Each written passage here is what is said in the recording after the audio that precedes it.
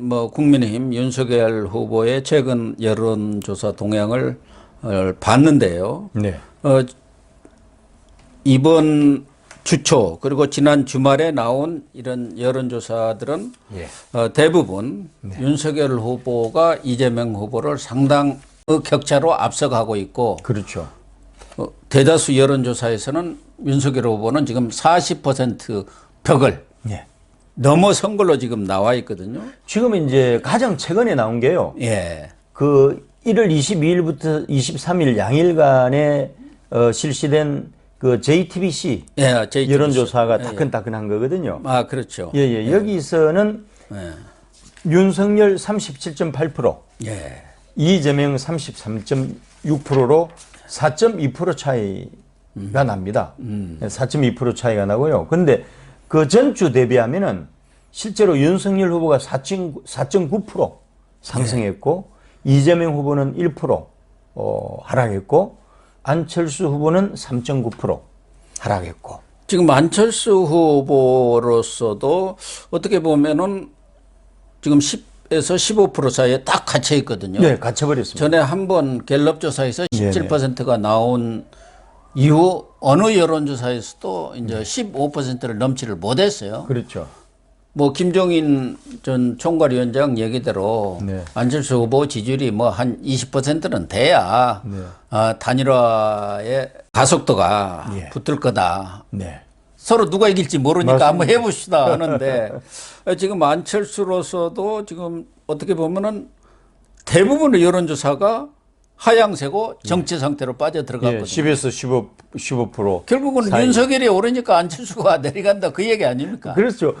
윤석열이 오른 게 아까 전주 대비 4.9% 중에 그 이재명이가 1% 빠진 거고요. 안철수가 3.9% 빠진 거거든요. 그러니까 합치면 4.9%잖아요. 딱 그렇게 되네요. 그렇게 됩니다. 그러니까 이재명은 고정 지지층, 콘크리트 지지층이 있잖아요. 그러니까 거기서 뭐 큰 차이가 없는데 윤이 상승하면은 안이 하락하고 안이 상승하면 윤이 하락하고 그런 식이죠. 그러니까 제로섬인지 시소인지 그렇게 된 거예요. 그리 됐습니다. 게임 자체가 윤이 올라가면 안은 내려가는 거예요. 시소처럼.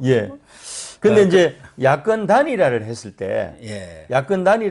때, 그리 보면은 이제 양자구도잖아요. 양자구도인데 이럴 때 보면은 이제 그 윤이 40.7% 나오거든요. 그러니까. 2가 36.8%고요. 여기 3.9% 차이가 나는 건데 여전히 부동층이 많습니다. 16.2%로 나와 있고요. 그렇죠. 그다음에 이제 그 예를 들어서 이제 안이 단일화 안쪽으로 안철수. 윤이 아니고 안철수가 이제 단일화 후보가 된다면은 이재명이 35.7, 안철수가 29.7로 실제로 한 6% 차이 나죠.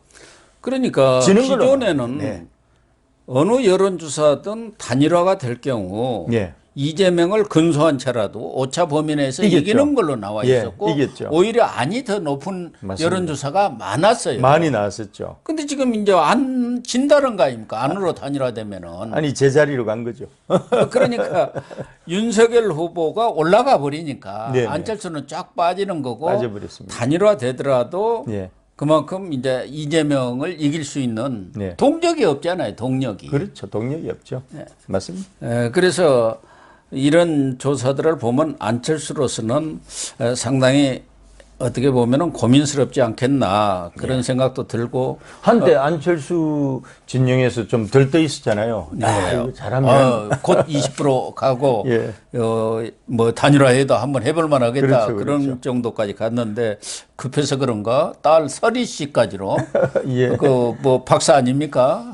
미국 유명한 뭐 지금 이 코로나 그 연구로 거의 노벨상 수준까지 갔다고 알려져 있는데 지금 설희 씨까지도 들어와가지고 안철수 후보 아버지의 대선 선거운동에 가담을 한 그런 상황 아닙니까? 그렇죠. 그래서 우리는 가족 리스크가 아니라 가족 프리미엄이다.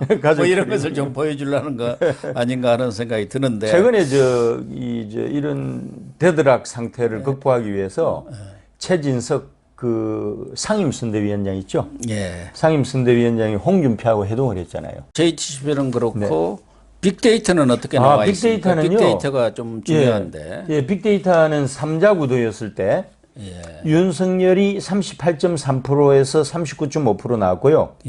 이재명이 36.2%에서 37.2%, 안철수가 23.7%에서 24.6%로 의외로 안철수가 많이 나왔습니다. 안철수도 3자 구도였을 때. 3자 구도가 되니까 만만치 않은 득표력을 그리고, 보였고. 그리고 윤하고 이가 큰 차이는 없는데 한 2% 정도 전후 차이가 났을 거예요. 그런데 2% 가지고는 안심을 할 수 없죠. 안심할 수 없죠. 그런데 안철수가 지난 대선 때 21%로 맞습니다. 그런데 3자 구도는 그런데요. 단일화, 이 단일화가 돼가지고 양자 구도로 가면은 압도적입니다. 윤석열 후보가 56%에서 56.3%고요.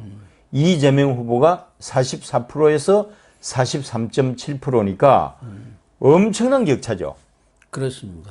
그러네요. 12에서 12.7% 차이가 납니다. 압도적입니다. 그러니까 후보 단일화는 아주 필수라는 거죠. 그러네요.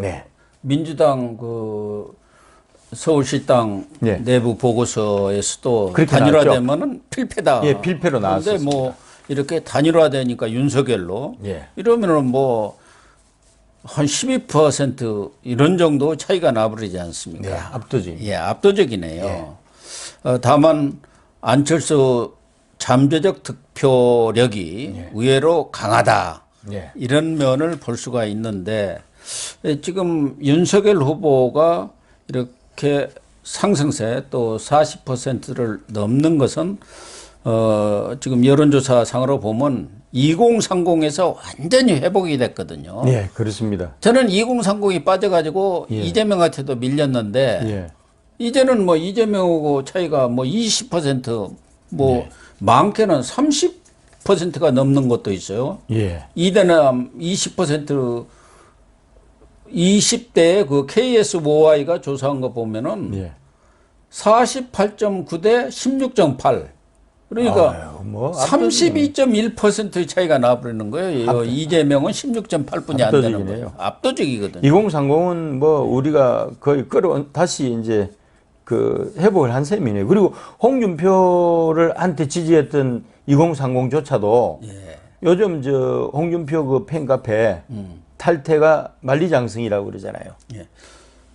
지역적으로도 서울이 워낙 지금 또 앞서 그 민주당 내부 보고서에서 나온 대로 리얼미터가 조사한 거 이거 보면은 서울이 윤석열은 44.1이고 이재명은 30.5 아닙니까? 13.6%의 차이가 나고 10% 이상 차이가 나는 거죠. 그러니까 이 서울에서 이렇게 큰 차이로 앞서버리기 때문에 사실 과거 민주당은 호남과 서울 수도권에서 이겨가지고 겨우 DJP 연합도 해서 집권을 했고 그동안 뭐 문재인 정권이든 노무현 정권이든 수도권에서 이겼지 않습니까? 그렇죠. 박근혜 전 대통령하고도 수도권에서는 이겼어요. 사실은 그 지난 지방선거 보궐선거 당시에요. 서울시장 선거에서 오세훈의 득표하고 그 단일화가 돼가지고 양자 구도로 갔을 때 빅데이터 상에 나온 윤석열의 득표하고 비슷한 수준 아닙니까? 그렇죠. 그러니까 지금 4.7 재보선보다도 더 똘똘 뭉쳤다. 아주 상황이 더 안 좋다고 이렇게 보고서에 나와 있는 거 아닙니까? 나와 있습니다. 서울이 오세훈 시장 때처럼 그 정도만 유지하면은 이거는 뭐 압승이죠. 특히 지금 김건희 씨의 김건희 박사의 여러 가지 리스크들이 특히 7시간 녹취 파일 방송으로 치명상을 당할 줄 알았는데 오히려 축포가 돼버렸어요. 축포. 아니 2030 이대남들이 있잖아요. 2030은 여성이 주도하기보다는 남성들이 주도를 하거든요. 투표장에도 남성들이 많이 나올 텐데 2030들이 결국 김건희 박사의 그 카리스마 짱에 완전히 반해버린 거 아닙니까? 그러니까요. 그래서 이대남들 지지층 확보했죠. 상공사공청에서 아줌마 부대들 있잖아요. 예. 이 부대들도 김건희가 좋다는 거예요. 왜 그런가 하면은 자기들도 아줌마가 돼가지고 그냥 하관날 전보로 다니는 사람들이 많은데 저만 보러 다닌 사람들이 예, 드물죠. 그걸 가지고 너무 심하게 민주당이 공격을 하고 있어요. 공격을 하고 후보도 아니고 후보의 부인 가지고 마치 3040 아줌마들을 이 본인들을 공격하는 것처럼 동병상련 같은 거 있잖아요. 그걸 느껴가지고 이 아줌마들도 지금 좋아한다는 거예요. 그래서 그래요? 김건희가 이 윤석열의 킹메이커가 지금 되고 있습니다. 그렇네요. 네. 참 이런 역설이 아이러니가 있을 수가 없네요. 그럼에도 어쨌든. 불구하고 김건희 리스크는 항상 상존하고 있는 거니까 그래서 조심해야 됩니다. 지금 김건희 등판이랄까 예. 이제 공개적인 활동이 임박했다. 예. 지금 언론 보도로 흘러나오는 것을 보면은 설 지나면서부터 그러니까 아마 대선 한 달 전 예. 이쯤부터는 좀 하나의 그런 계기를 삼아 가지고 예. 가볍게 어려운 사람들을 돕는 그런 봉사 활동을 시작을 해 가지고 이렇게 공개 활동으로 나서려는 것 같아요. 그래서 지금 그 사진도 공개 활동용 사진도 찍고 그랬지 않습니까? 예, 네이버에 예. 네이버에 아주 좋은 사진을 예, 올려놨던 거. 올려놨고요. 예. 또 이제 이거를 이제 조선일보에서 받았잖아요. 예. 그리고 팬카페들이 지금 수만 명이 되잖아요. 한 5만 명이 넘어서 이렇게 되는데 이제 팬카페 활동도 그렇고 또 이거를 기사화했다는 거는 그 김건희의 등판이 임박했다는 걸 암시하는 거잖아요. 예. 그럼에도 불구하고 저는 김건희 등판 반대론자이지만은 등판을 하되 원래 크리스마스 전후로 해서 이야기했던 것처럼 이제 정치 불간섭, 내조 충실. 그러니까 후보와 같이 선거 운동하는 건 하지 말고 예. 그냥 나 홀로 혼자서 소행원들 많이 거느리지 말고 그냥 한 명 정도 데리고 낮은 자세로 장애인 단체라든지 적십자사라든지 이런데 그 언론을 제치고 그러니까 사전에 정보를 안 주면 되잖아요. 예. 사후에 찍은 사진들은 괜찮잖아요. 그러니까 비공개로 예. 갔다 와서 예. 또 사후에 공개할 수가 있죠. 사후에 이제 공개를 하면은 비주얼 한 것만 남잖아요. 이 오럴 한 거는 안 남거든요. 비주얼 한 것만 남게 되면은 신비스럽잖아요. 그리고 낮은 자세로 겸손하게 이 땅의 어두운 곳으로 가는 그런 모습을 연출하면은 그거는 저는 찬성이에요. 그런데 빅데이터 상으로 보면은 섣부른 조기 예. 이 등판에 대해서는 경계를 했네요. 그 등판이라는 게 이재명 부부처럼 같이 같이 선거운동하는 예, 거. 그건 하지 말라는 거예요. 예. 그러니까 하긴 하되 예. 등판이라는 표현보다는 이제 그냥 예. 비공개 활동이겠네요. 예, 비공개 활동으로서 내조에 충실하고 정치 불참. 봉사는 정치 활동이 아니잖아요. 예. 정치 불간섭이거든요. 그러니까 봉사를 정치 활동으로 볼 사람은 없으니까 그건 아름다운 모습이잖아요. 예, 그래서 그거는 정치 등판하고 상관없이 누구든지 지도자의 부인은 할 수 있는 거기 때문에 그거는 해도 되는데 다만 항상 비공개로 하되 언론에 절대 추적이 돼서는 안 된다는 거죠. 어쨌든 지금 뭐 이 당내 갈등도 해소가 됐고 2030도 돌아왔고 예. 또 김건희 리스크가 어떻게 보면은 김건희의 축포랄까 또 김건희 신드롬까지도 이렇게 예, 맞습니다. 김건희 붐이 일면서 예. 윤석열 후보 지지율이 40% 고지를 돌파해서 안정세로 들어가는 그런 상황 아니겠습니까? 지금 전체적인 흐름과 맥락을 보면은 특히 이제 설 명절을 앞두고 TV 토론을 앞두고 있지 않습니까? 맞습니다. 26일 날 서울 남부지법에서 어떤 결정이 내려질지는 모르겠어요. 정의당하고 국민의당에서 가처분 신청을 했기 때문에 그러나 뭐 설사 그것이 인용이 되더라도 뭐 공중파가 하지 않고 종편에서도 할 수 있다 뭐 이런 입장들인 것 같아요. 종편이 그건 뭐 개인 민영 방송이야. 맞습니다. 예. 뭐 자기들이 알아서 편성해서 그렇죠. 할 수 있는 예, 거니까요. 맞습니다. 공영의 경우는 특히 KBS 같은 경우는 다 수신료를 내고 네네. 그렇기 때문에 특정 정당 후보만 이렇게 TV 토론을 하는 것은 예. 불공정하지 않느냐 그런 얘기는 할 수가 있지만 뭐 민영이야 우리가 알아서 편성권을 갖고 하겠다고 하면 예. 뭐 관계는 없는데 맞습니다. 어쨌든 윤석열 후보 입장에서는 이 TV 토론을 통해서 완전 굳히기에 들어가야 하거든요. 예, 굳히게 들어가야죠. 예. 그래서 나름대로 TV 토론에 이제 아주 이번 주에 거기에 올인하고 있는 모양이에요. 지금 원래 호남 뭐 제주 간다고 했다 그것도 그 일정 졌죠. 연기를 하고 예, 연기하고. 지금 TV 토론 준비에 들어가 있는데 윤 후보가 그동안 뭐 TV 토론 환경에 많이 노출이 되면서 학습 효과도 있고요. 또 기본적으로 학습 능력이 탁월하기 때문에 다만 이것을 체화시키는 시간이 좀 부족하다 보니까 이제 그렇긴 한데 그럼에도 불구하고 TV 토론이라는 게 말 잘한다고 성자가 되는 건 아니거든요. 예, 그렇죠. 예, 그렇습니다. 진정성을 보이는 게 중요하잖아요. 근데 그러니까 윤 후보는 얼굴이나 말하는 투 자체가 진정성 그 자체 아닙니까? 윤 후보가 지난 경선에도 16번이나 토론을 했고 네. 토론 중후반에 가서는 이제 토론에 대해서 상당히 자신감도 얻었지 않습니까? 그렇죠. 다만 이제 대선 토론에서는 워낙 국정 다양한 분야를 다루기 때문에 네. 그동안 행정 경험이 있는 이재명에 비해서 윤석열 후보가 뭐 참모들이라든가 전문가들로부터 다양한 분야에 대한 지식을 습득한다고 하더라도 그게 자기 것이 되기는 또 그렇게 만만치는 않거든요. 외워서 되는 것은 아니죠.